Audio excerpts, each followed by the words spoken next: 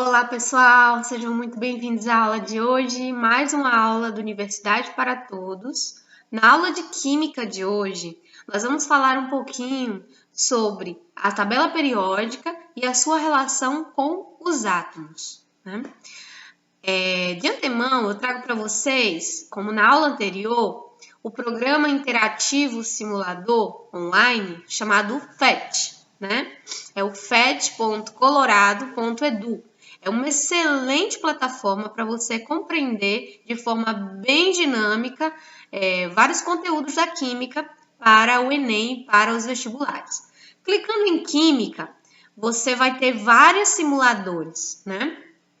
Como você pode observar, laboratório de direito, né? Espectro de direito de cerveja, espectro do corpo negro, concentração, lei de Coulomb, difusão, construir um átomo, construir uma molécula, formas e mudanças de energia. Então, existem vários tipos de conteúdos dentro da química para que a gente possa estar trabalhando. Na aula de hoje, nós vamos recapitular alguns conceitos associados ao átomo, como construir um átomo,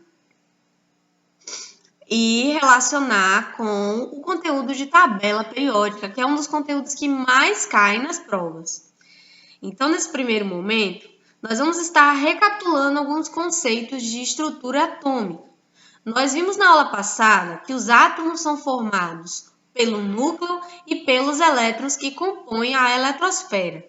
No núcleo do átomo existem os prótons, que possuem cargas positivas, e os nêutrons, que servem para equilibrar o excesso de cargas positivas no núcleo contendo mais de um próton.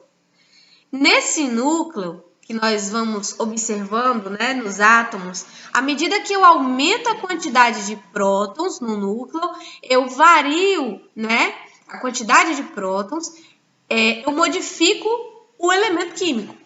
Por exemplo, o que define a quantidade de a quantidade de elétrons no átomo de um elemento químico em estado fundamental da matéria, em estado de tabela periódica, em estado estável ali, né?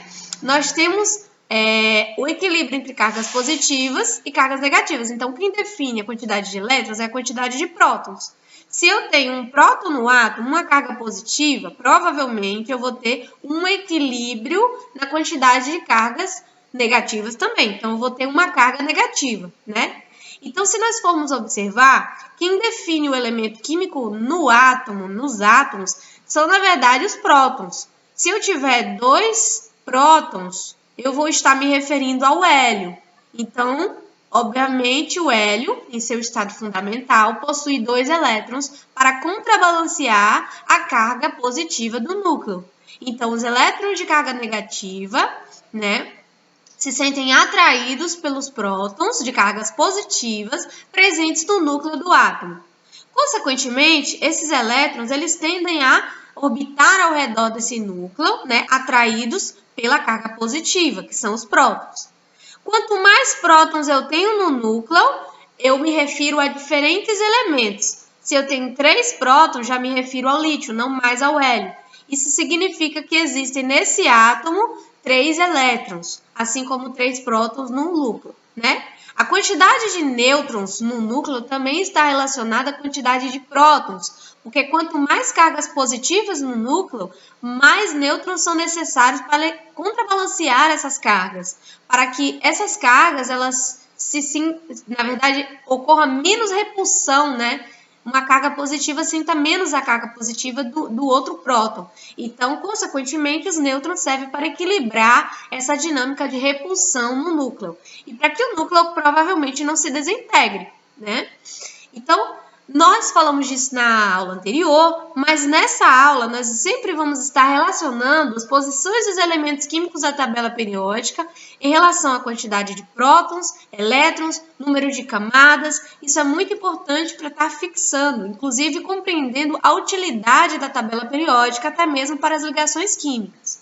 No caso dos elementos da primeira camada, da primeira família, né, o primeiro grupo da tabela periódica, onde nós temos hidrogênio, lítio, sódio, potássio, rubídio, césio e frâncio, que são os primeiros elementos aqui que constam no primeiro grupo da tabela periódica, nós temos eles agrupados nessa primeira família ou grupo, porque eles possuem apenas uma camada. Então, esses elementos, eles possuem, na verdade, uma camada, né? Perdão, elétrons em sua última camada, tá? Perdão. Uma quantidade de elétrons associada à última camada. Então, quando eu me refiro à primeira família da tabela, eu me refiro a um elétron na última camada desse átomo. Observem que, no caso do lítio, eu tenho 3 prótons no núcleo, 3 nêutrons, né? E temos aqui 3 cargas elétricas negativas, né, do elétron. Então, existe um equilíbrio aí eletrostático, cargas positivas e cargas negativas, e existe, nesse caso, uma importância associada aí às camadas que existem nesse átomo. Eu observo que na primeira camada só cabem 2 elétrons orbitando naquela região do espaço. Então, eu costumo dizer que a densidade de probabilidade de que apenas ocorram 2 elétrons mais próximos do núcleo, tá? Naquela região do espaço, na primeira camada de elétrons, só podem existir 2 elétrons no máximo. Nas camadas posteriores, ocorrem variações na quantidade. Isso, geralmente, nós estudamos quando nos referimos ao modelo atômico de Bohr, em que esse modelo diz que cada uma das camadas elas tem a capacidade de acomodar uma quantidade máxima suficiente de elétrons, né? Nos níveis de energia e subníveis de energia que a gente costuma chamar de camadas. Então, aqui estaria a primeira camada, que a gente vai falar um pouquinho de distribuição eletrônica de Linus Pauling na aula que vem, que é muito importante a gente estar relacionando esse conteúdo. A camada mais externa do lítio é a segunda camada. Observem que é uma camada que só possui um elétron. Então, por isso que o lítio foi agrupado na primeira família da tabela periódica, porque ele possui um elétron em sua última camada. Observem que só tem apenas um. No total, ele tem 3 elétrons, até porque ele possui 3 prótons no seu núcleo. No entanto, distribuídos no átomo, apenas um elétron está presente na última camada. E é por isso que o lítio ele se encontra agrupado na primeira família, tá? Outra coisa muito interessante também que é válido a gente considerar. Existem aqui, gente, possibilidades diversas, né, de combinações. Ó, se eu tiver 4 prótons no núcleo, eu já estou me referindo ao berílio. Já não se trata mais do lítio. Então, eu devo acomodar aqui um nêutron também no núcleo, já que tem 4 prótons, né? E em relação à quantidade de elétrons, eu tenho que colocar mais um elétron nesse átomo, especificamente porque tem 4 prótons. Então, para que as cargas positivas se equilibrem com as cargas negativas, ou seja, para que os elementos químicos se encontrem em estado fundamental, né, de tabela periódica, em termos de estabilidade, né, nós temos aí a quantidade de cargas positivas deve ser igual à quantidade de cargas negativas. Então, nesse caso, estamos já nos tratando já da segunda camada, da segunda família da tabela periódica, né? Estamos falando de famílias, estamos falando dos elementos agrupados na vertical, né? Os elementos agrupados na vertical, quando a gente aprofundar um pouco mais a tabela periódica, a gente vai ver que são elementos que são chamados de grupos ou famílias e que estão agrupados naqueles grupos ou famílias porque possuem a mesma quantidade de elétrons em sua última camada.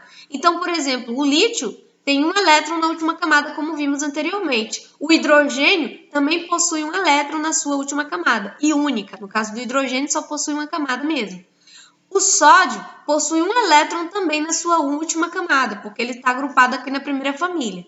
Já o berílio, ele já vai possuir 2 elétrons disponíveis na última camada. E por que nós estamos nos referindo apenas à última camada, professora? Porque nesse caso, a gente tem que agrupar esses elementos com base na quantidade de elétrons na última camada, porque são esses elétrons que fazem ligações químicas. Esses elétrons que, na verdade, estão envolvidos nas ligações químicas, são os elétrons da camada de valência, que a gente costuma dizer última camada, né? A camada de valência também pode ser considerada aí, nós podemos chamar, né, de última camada. Valência vem da probabilidade dessa camada formar ligações. Ela que vale, ela que importa para as ligações químicas. Por isso que na tabela periódica os elementos são agrupados na primeira, segunda, terceira, quarta, quinta família, de acordo com a quantidade de elétrons existentes na última camada, ou camada de valência. Então, no caso do berílio, nós temos 2 elétrons na última camada, 2 elétrons na camada de valência. E por isso ele se encontra aqui no topo da segunda família, né? Nós temos também, gente, o boro. Se você adicionar um próton aqui, você já vai ter uma configuração eletrônica diferente. Você vai ter que acrescentar um elétron, você vai ter que acrescentar um nêutron. Já no caso do boro, e nós estamos falando de elementos representativos, quais são os elementos representativos? Os elementos em destaque da tabela periódica, são essas colunas assim, esses grupos que estão em destaque, né? Com exceção desse grupo do meio aqui, desses grupos do meio aqui, porque eles estão deslocados, né? Eles são elementos de transição da tabela, né? Na maioria deles são metais, que a gente costuma chamar de metais de transição. Nós vamos estudar a tabela periódica nas próximas aulas, mas é sempre bom a gente fazer esse link entre modelo atômico e posição dos elementos na tabela, muito importante. Então, no caso do boro, pessoal, nós temos 1, 2, 3, 4, 5 prótons no núcleo, nós temos 1, 2, 3, 4, 5 nêutrons no núcleo, e nós temos aqui, pessoal, na eletrosfera, 2 elétrons na primeira camada, e nós temos 3 elétrons na segunda camada distribuídos aí. Então, por isso que o boro se encontra na terceira família ou grupo da tabela periódica, na terceira colunazinha assim, na vertical. Ele se encontra aqui, né? Então, a contagem é o grupo do hidrogênio 1, o grupo do berílio 2, né? Segunda família. O grupo do boro já é a terceira família. O do carbono é a quarta, o do nitrogênio é a quinta, o do oxigênio é a sexta, o do flúor é a sétima e do hélio é a oitava, que são os gases nobres. Toda essa oitava família aqui, a última coluna da tabela, é formada por gases nobres. E aí nós vamos ter já 8 elétrons na última camada desses elementos. E nós vamos ver que essa quantidade de elétrons confere estabilidade a esses elementos. Por isso que, por exemplo, o hélio não é um gás reativo, não é um gás explosivo, é um gás utilizado para encher balões, por exemplo. Por isso que o neônio faz parte do nosso cotidiano, né? Existe aí várias possibilidades, por exemplo, desses gases serem utilizados em lâmpadas. Então, nós temos aí uma relação entre a estabilidade eletrônica e a existência, a presença desses gases no nosso dia a dia de forma tranquila, né? Sem a capacidade de reagir ou de explodir, como no caso do hidrogênio, que já é diferente, a reatividade do hidrogênio, do átomo de hidrogênio, né? Vamos imaginar o gás hidrogênio, H2. Então, nesse caso, pessoal, no boro, nós temos 1, 2, 3 elétrons em sua última camada disponíveis para formar ligações químicas, que nós vamos falar disso mais à frente. Então, os grupos da tabela periódica, ou famílias ou colunas, geralmente falamos famílias ou grupos, né? Não, colunas é só para a gente ficar associando. Esses são elementos que são agrupados de acordo com a quantidade de elétrons em sua última camada, a camada de valência, a camada que faz ligações químicas, e que é importante nós sabermos qual é essa última camada, e por isso esses elementos, eles também estão agrupados na horizontal, aqui, ó, que a gente costuma chamar de períodos, porque esses períodos, eles dizem quantas camadas tem esse átomo. Observe que o hidrogênio, ele está presente no primeiro grupozinho aí, no primeiro períodozinho aí na vertical. Então, nós temos hidrogênio e hélio fazendo aí o primeiro período, né? O que significa isso? Significa dizer que ele possui uma camada apenas. Por exemplo, no caso do boro, que nós estamos vendo aqui, o boro está aqui no segundo período, né? Se a gente for considerar a vertical. Então, isso significa dizer que ele tem, aí nesse caso, né, como vimos no grupo, 3 elétrons na última camada, e a última camada dele, sem sombra de dúvidas, é a segunda, porque ele possui no máximo 2 camadas. Ele está no segundo período.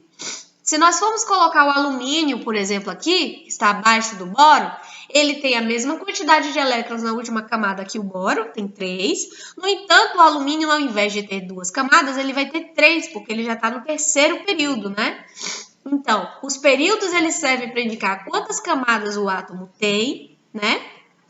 E as famílias ou grupos na vertical, eles servem para indicar quantos elétrons tem na última camada desse átomo. E por isso é importante que a gente tenha o conhecimento disso, para que a gente leia a tabela periódica de forma bem associada ao modelo atômico. Porque o modelo atômico, na verdade, ele surgiu, né? E a tabela periódica surgiu como uma forma de estar organizando esses elementos, né? Os elementos que foram descobertos ao longo do tempo. Então, por isso que existe essa associação, tá bom? Uma outra coisa muito importante que nessa aula não podemos deixar de falar é que aqui, quando nós nos referimos à mesma quantidade de prótons no núcleo em relação à mesma quantidade de elétrons que está presente nesse mesmo átomo, nós falamos de equilíbrio de cargas. Nós falamos de um átomo em estado neutro, porque esse átomo tem cargas positivas com a mesma quantidade de cargas negativas. Falamos em átomo em estado de tabela periódica, estado fundamental. No entanto, se por algum acaso, porventura, esse elemento que você está estudando, pode ser o boro, ele tiver a capacidade de ceder um elétron, né, para um outro átomo, numa ligação química, por exemplo, vai ocorrer, nesse caso, um desequilíbrio de cargas. Então, eu vou ter mais cargas positivas no núcleo do que cargas negativas na eletrosfera, né, no átomo. Isso vai fazer com que a carga positiva do núcleo prevaleça sobre cargas negativas. Então, eu tenho um desequilíbrio, eu tenho mais cargas positivas do que negativas. Por quê? Porque eu tirei um elétron dali. Por isso que nós costumamos falar que cargas positivas, quando um elemento perde elétrons, esse elemento fica sinalizado com cargas positivas. Por isso falamos em cátions, por exemplo. E quando nos referimos ao fato de que o elemento ele chegou a ganhar um elétron, então ele tem um excesso de elétrons, nesse caso tem mais elétrons do que prótons, nós falamos que esse elemento ele ganhou elétrons e por isso a carga dele é negativa, porque quando ganha elétrons ele tem esse excesso de elétrons e isso é sinalizado pela carga negativa, ao qual geralmente nós relacionamos, né, nós chamamos de ânions. Então os cátions é quando o elemento químico perde elétrons e fica com cargas positivas em excesso. E os ânions é quando o elemento ganha elétrons e por isso fica com cargas negativas em excesso. Tudo bem, galera? Espero que nessa parte vocês tenham compreendido de forma significativa. Então, os íons são formados por cátions e ânions. Cargas positivas, no caso de perder elétrons, né, o elemento químico com cargas positivas, ou cargas negativas, quando esse elemento ganha elétrons. E, de maneira geral, nós podemos chamar essas duas situações, nesse caso dos elementos, de ânions. Então, me refiro a ânions, tudo bem? Então, pessoal, nesse caso, nós vimos, então, recapitulando, que os elementos químicos da tabela periódica estão organizados de acordo com a quantidade de elétrons na última camada, por isso são chamados de famílias, e a quantidade de camadas que esse elemento possui, que são os períodos na horizontal da tabela periódica. Coisas que não devem faltar no seu conhecimento. É claro que, para eu saber a quantidade de elétrons, quais são as camadas, existem ainda subcamadas, que nós costumamos chamar aí de níveis ou subníveis de energia, perdão, que nós vamos falar na aula que vem desses subníveis. Os níveis de energia estão associados à energia do elétron orbitando ao redor do núcleo do átomo. Existem regiões do espaço onde esses elétrons eles podem ter uma densidade de probabilidade de estarem orbitando mais do que outra, né? E uma coisa muito importante que eu quero que vocês saiam da aula de hoje sabendo: não há possibilidade de definir a posição do elétron no átomo. Eu não tenho como saber exatamente onde esse elétron está. Então, quando a gente faz essa ilustração com os elétrons aqui parados, estáticos, não significa dizer que eles estão parados no átomo. Pelo contrário, os elétrons eles estão em constante movimento. E por isso a gente costuma representar hoje, atualmente nos modelos atômicos, os elétrons como uma nuvem de elétrons. Porque esses elétrons eles estão orbitando ao redor do núcleo tão rápido que não é possível nós medirmos o tempo em que ele se encontra em determinado ponto, o momento do átomo, nem a posição. Ao mesmo tempo, é impossível devido à rapidez, né? E por isso, também, quando nos referimos ao átomo, não consideramos a massa, né, o peso do elétron. O peso do elétron é desprezível, porque é difícil definir a sua posição, que dirá a massa. Então, quando nós nos referimos a determinados elementos químicos, a massa de determinados elementos químicos, nós nos referimos à quantidade de prótons no núcleo e de nêutrons no núcleo. Os elétrons estão descartados, porque eles não têm como a gente definir a posição. Por isso, nos referimos à eletrosfera como nuvem eletrônica, ali onde há densidade e probabilidade de encontrar o elétron ao redor do núcleo dentro do átomo. Então, pessoal, na aula de hoje é isso. Espero que tenha ficado claro para vocês. Nas próximas aulas nós iremos falar um pouquinho mais das ligações químicas e também iremos adentrar os conteúdos de interações intermoleculares, mas não deixando de lembrar a vocês que na próxima aula, sem falta, nós iremos aprender um pouquinho sobre distribuição eletrônica, tá? De Linus Pauling, para que vocês tenham conhecimento de quais são os níveis e subníveis de energia existentes no átomo.